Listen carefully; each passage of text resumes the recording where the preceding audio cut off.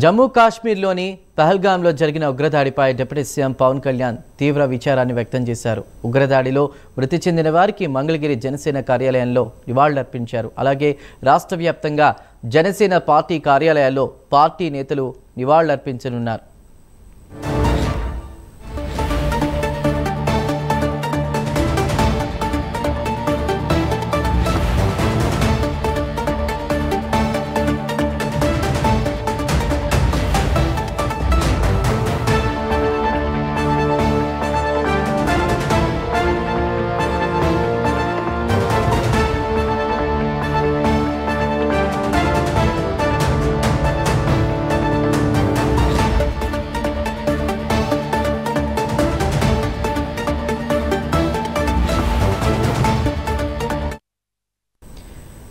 ఉగ్రవాద దాడిలో మృతులకు జనసేన ఆధ్వర్యంలో 3 రోజుల పాటు సంతాప దినాలుగా కూడా ప్రకటించారు. జనసేన కార్యాలయాలపై పార్టీ జెండాను అవనతం చేయబోతున్నారు. జమ్మూ కాశ్మీర్లోని బైసరెన్ ప్రాంతంలో కూడా పర్యాటకులపై ఉగ్రవాదులు దాడి చేసి 30 మందిని హతమార్చడాన్ని జనసేన పార్టీ తీవ్రంగా ఖండిస్తోంది.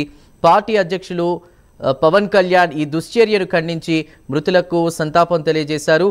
జనసేన పార్టీ పక్షాన మృతులకు సంతాపం తెలియజేస్తూ 3 రోజుల పాటు సంతాప కార్యక్రమాలు నిర్వహించాలని పవన్ కళ్యాణ్ దిశానిర్దేశం చేశారు. బుధవారం ఉదయం అన్ని పార్టీ కార్యాలయాలపై పార్టీ జెండాను అవనతం చేస్తూ సగం వరకు దించుంచాలని స్పష్టం చేశారు.